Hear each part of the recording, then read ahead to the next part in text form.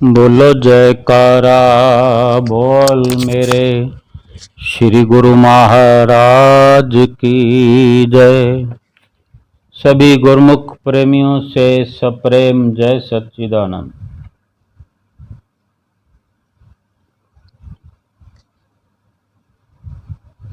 दुनिया में जीने के लिए हर किसी को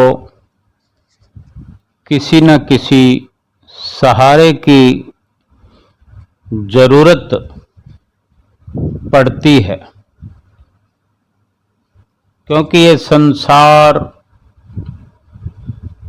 भव सागर है और भव सागर में कब कहाँ सहारे की जरूरत पड़ती है कुछ पता नहीं। और इसी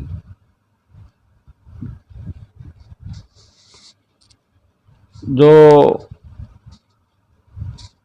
सफर है, इसी सफर के उतार चढ़ाव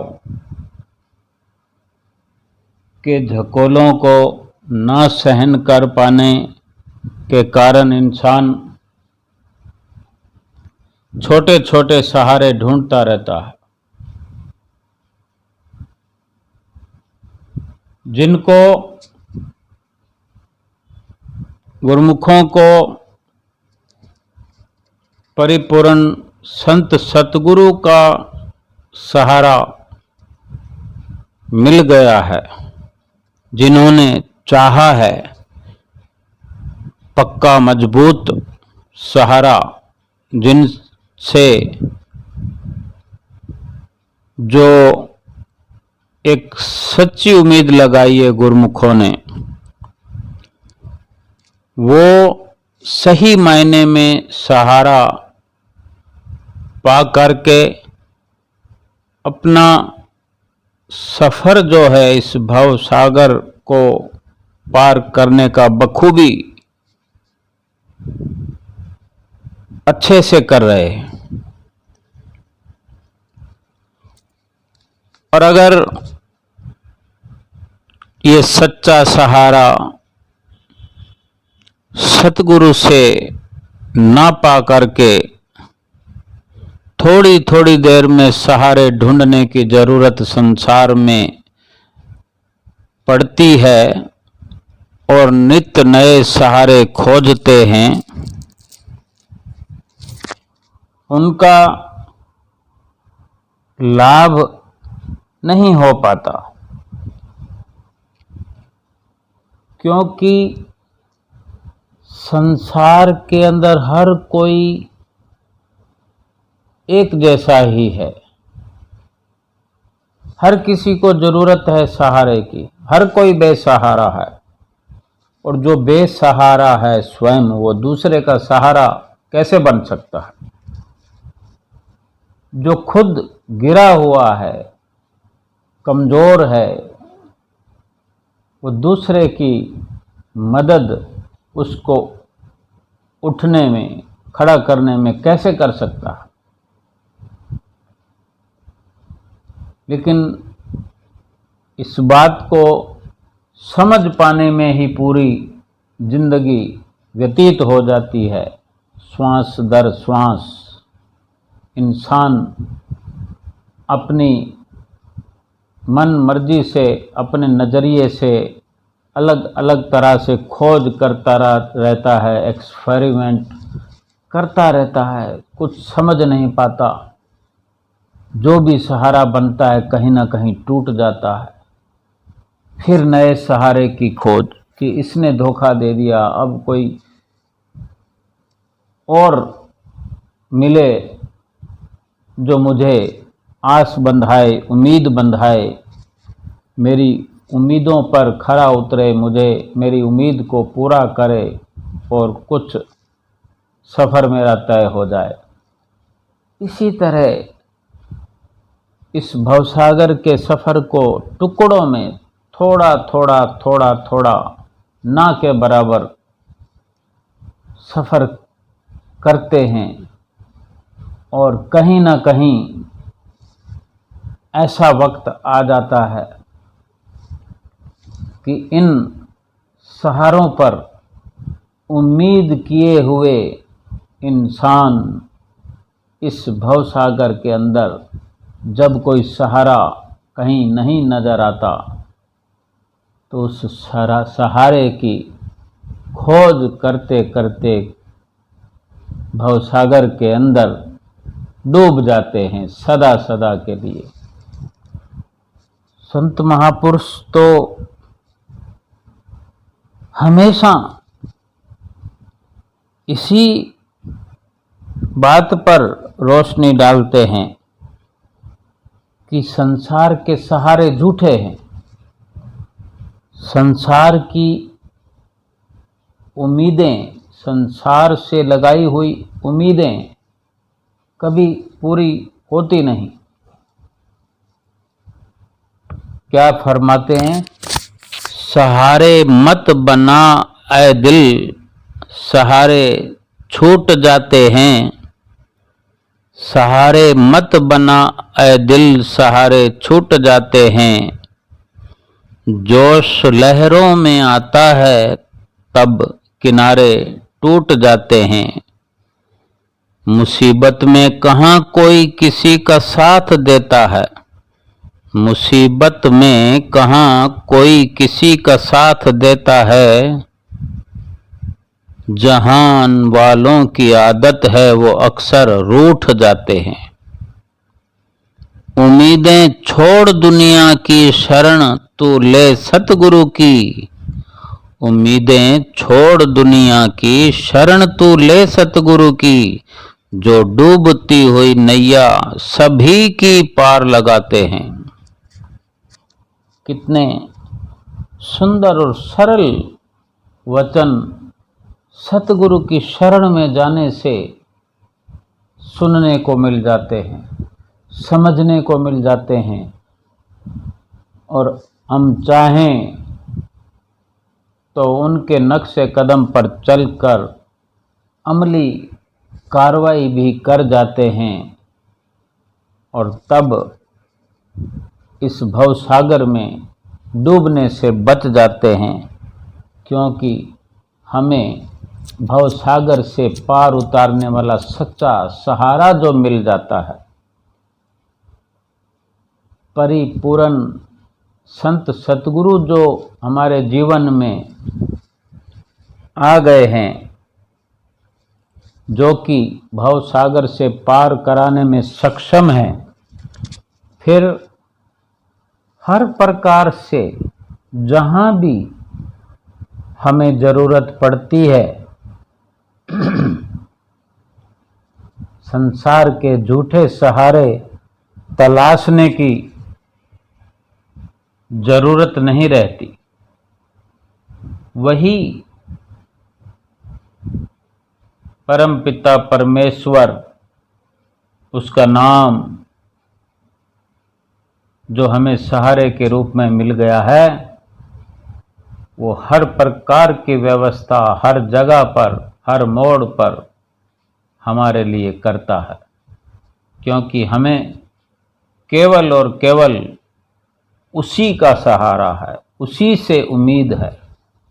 और बाकी सब उम्मीदें संसार की गुरमुखों ने छोड़ दी है। संसार में रहकर भी संसार से उम्मीद लगाकर नहीं जीते गुरमुख जन। वो अपने परम पिता परमेश्वर सतगुरु से उम्मीद रखे हुए हैं, उनसे अपना निजी तौर पर सच्चा रिश्ता कायम किए हुए हैं। उनकी रहनुमाई में चलकर जो भजन सुमरन कर रहे हैं, भक्ति कर रहे हैं, निष्काम प्रेमा भक्ति का आनंद ले रहे हैं, अवल तो उन्हें संसार के सहारों की जरूरत पड़ती नहीं। और जब कभी ख्याल भी आता है तो वो अपने प्रीतम प्यारे इष्ट देव श्री गुरु महाराज जी को ही याद करके अपने हर कार्य की सफलता की ओर कदम बढ़ाते जाते हैं। एक दृष्टांत है कि एक बादशाह, एक राजा, पुराने समय का ये दृष्टांत है।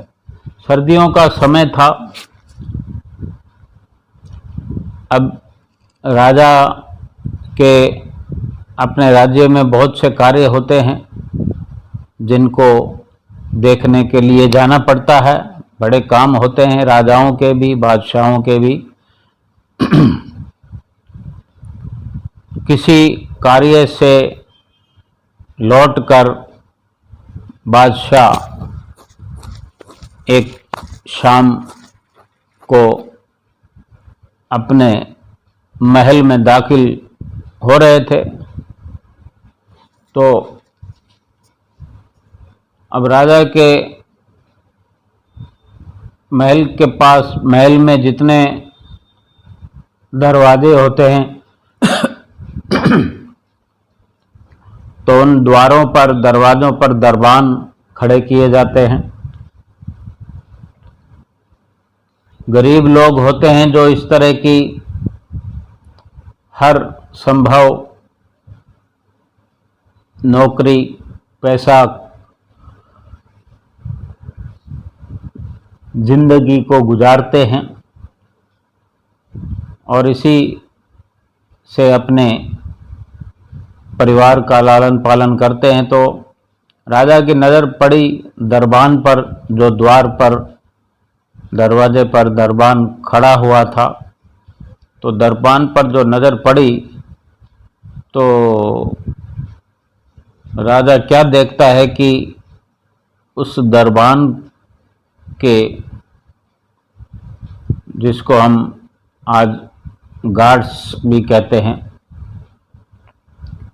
कि उसने जो कपड़े पहन रहे थे बहुत नाजुक और हल्के कपड़े थे, जो बड़ी गर्मी पड़ने पर पहने जाते हैं, जो कि वो कपड़े उसने सर्दी के दिनों में पहन रखे थे, जो कि बादशाह उस वक़्त में अपने शरीर पर गर्म कपड़े पहने हुए है।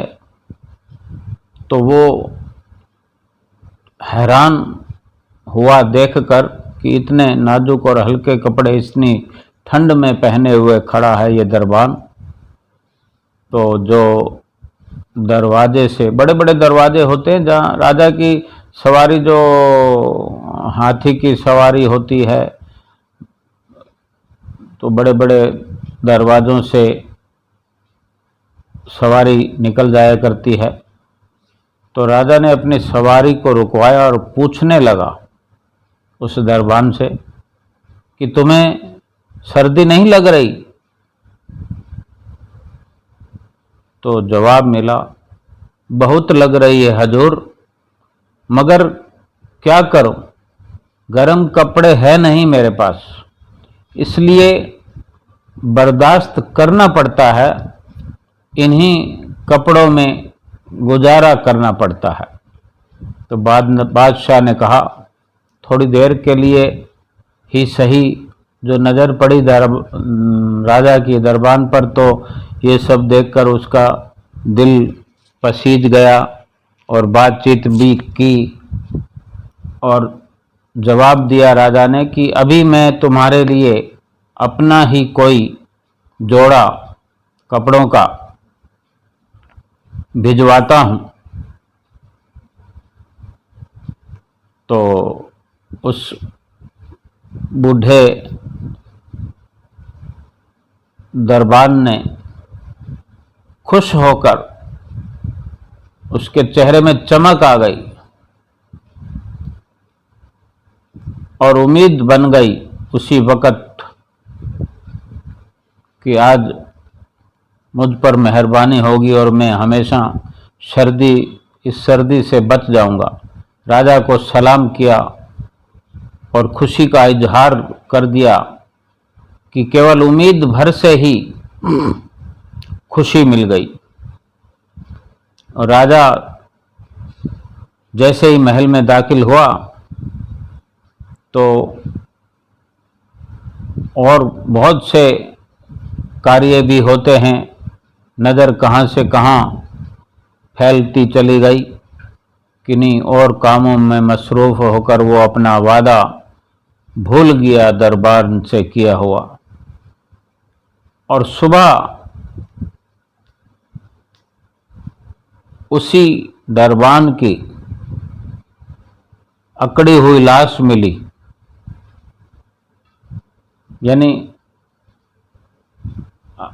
मर तो गया वो, और इतनी ठंड थी कि वो लाश भी अकड़ गई, क्योंकि सर्दी में ऐसा ही होता है।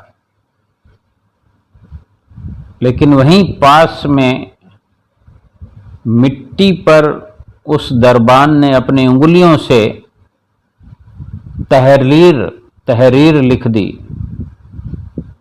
यानी एक पैगाम राजा के लिए छोड़ दिया। क्या लिखता है कि बादशाह सलामत, मैं कई सालों से सर्दियों में इन्हीं नाजुक कपड़ों में जी रहा हूं, कई सालों से जी रहा था, मगर कल रात आपके गर्म लिबास के वादे ने, आपने जो वादा किया कि मुझे गर्म कपड़े देंगे, अभी तुरंत अंदर से भिजवाएंगे, इस गर्म लिबास के वादे ने मेरी जान निकाल दी। मैं देखते देखते देखते देखते ठंड से ठिठुरने लगा, और आपकी तरफ से कपड़े ना पा करके मैं उस ठंड में गुम होता गया। ठंड का असर मुझ पर होता गया और मेरी जान निकल गई है। ये उसने अपने अंतिम श्वासों में ये राजा के लिए तहरीर लिखी। और इसी को संत महापुरुष समझाते हैं कि जिस तरह सहारे इंसान को खोखला कर देते हैं, उसी तरह उम्मीदें हमें कमज़ोर कर देती हैं। अपनी ताकत के बल पर जीना शुरू कीजिए। अपने अंदर जो ताकत है, जो भी जुटा सकते हैं, उम्मीदों पर नहीं जीना है। किसी से उम्मीद पूर्ण ना होने पर फिर जो हमें धोखा मिलता है, हम उसको धोखे का नाम कहते हैं। अगर हम किसी से उम्मीद ही ना करें तो कैसे धोखा होगा हमें?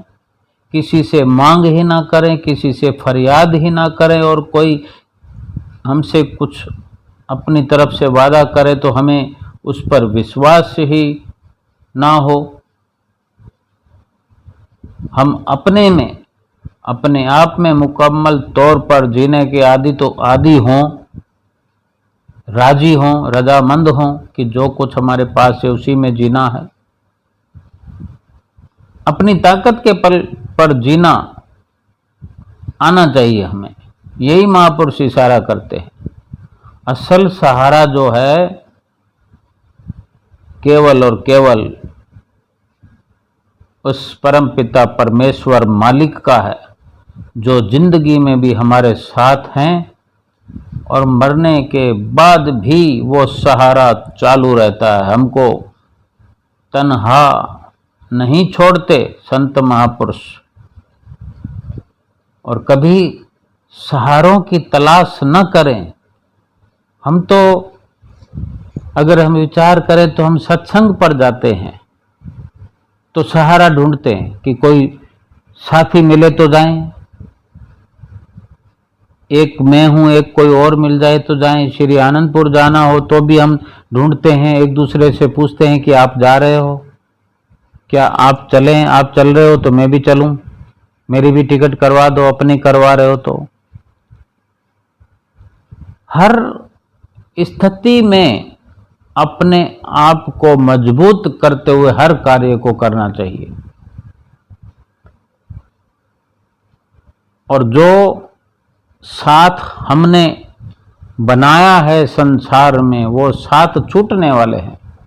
जब सही मायने में हमें भगवान का सहारा मिल गया, फिर और कोई हमारे साथ आएगा तो अपने आप भले ही जितनी देर का साथ मिल जाए ठीक है, लेकिन सहारों के पीछे ही हम अपने मंजिल पर पहुंचने से रह जाते हैं। इसीलिए हिदायत करते हैं कि सहारे मत बनाए दिल, सहारे छूट जाते हैं। जोश लहरों में आता है, किनारे टूट जाते हैं। मुसीबत में कहाँ कोई किसी का साथ देता है। जहान वालों की आदत है वो अक्सर रूठ जाते हैं। उम्मीदें छोड़ दुनिया की, शरण तू ले सतगुरु की। जो डूबती नैया सभी की पार लगाते हैं। बोलो जयकारा बोल मेरे श्री गुरु महाराज की जय। बोलो साचे दरबार की जय।